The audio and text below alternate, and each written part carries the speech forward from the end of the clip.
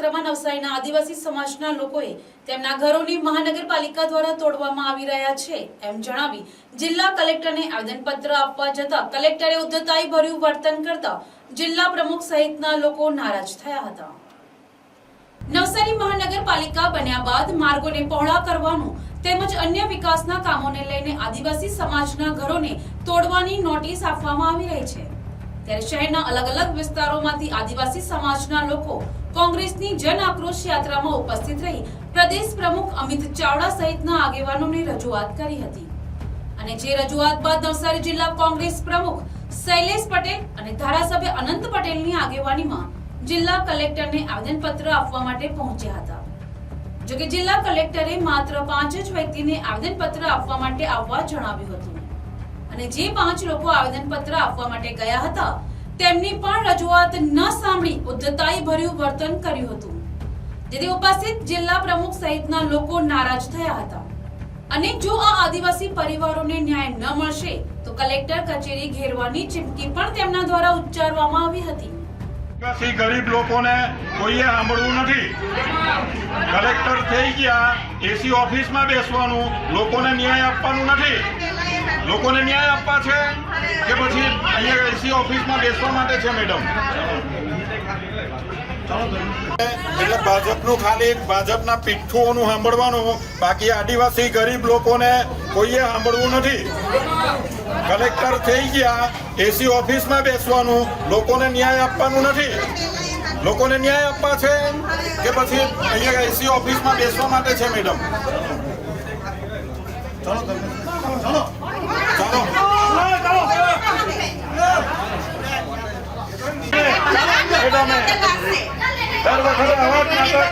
Madam કે એસીમાં બેસી લેજો, એસીમાં બેસવાનો જ પગાર મળે ને, એસીમાં બેસવાનો જ પગાર મળે ને।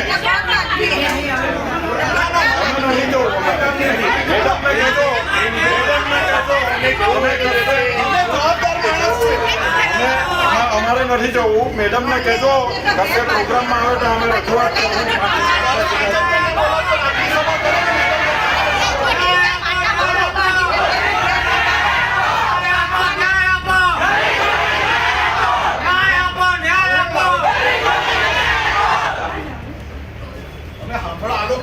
કેટલા ટકા કલેક્ટર ઓફિસ હોય આપ શું કરો છો?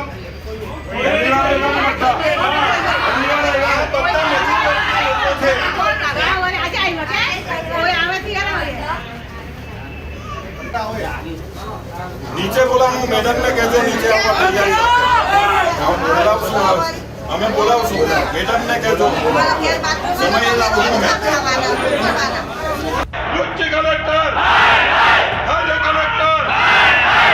कलेक्टर इनकलाब इनकलाब इनकलाब मुझे कलेक्टर और कलेक्टर हर कलेक्टर हर कलेक्टर हर कलेक्टर और कलेक्टर मुझे कलेक्टर हर कलेक्टर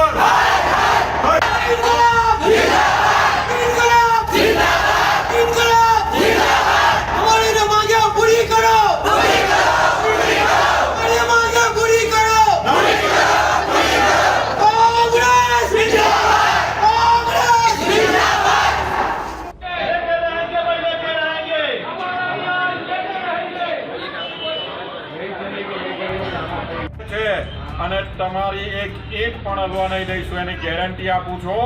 પણ તમારે અમારી સાથે એક સાથે થઈને લડવા માટે એક થઈને સૌએ રોડ પર આવવાનું છે।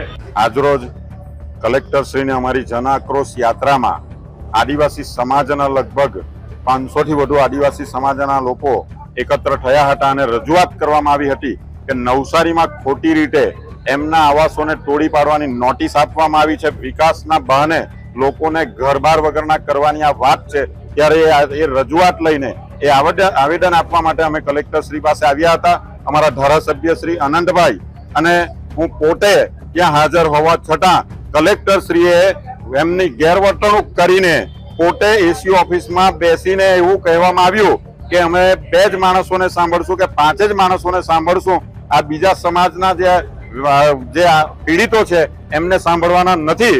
ત્યારે અમે એમને કહ્યું કે જે સાંભળવાના છે એ મેડમ પીડિતોને સાંભળવાના છે, અમે તો રજૂઆત કરનાર છે, પરંતુ એમણે એમનો નેગેટિવ જવાબ આપતા અને એમનું ગેરવર્તન કરતા એમની ગેરજવાબદારી ઠેરવીને એમણે જે વર્તન કર્યું છે તે યોગ્ય નથી. અને આવનારા સમયમાં અમે કલેક્ટર કચેરીનો ધારાસભ્ય શ્રી આનંદ પટેલ સાથે ઘેરાવ કરશું અને આ જે પીડિત છે જેમના આવાસ તોડવાની જે નોટિસો આવી છે એમાંથી એક ઈંટ પણ તોડશે તો અમે ચલાવી લેવાના નથી અને આ કલેક્ટર શ્રીને પણ અમે છોડવાના નથી. અમે આવનારા સમયમાં જે કોઈ અમારી સાથે કે અમારા આદિવાસી કચડાયેલા વર્ગ સાથે અન્યાય કરશે તેને અમે છોડવાના નથી.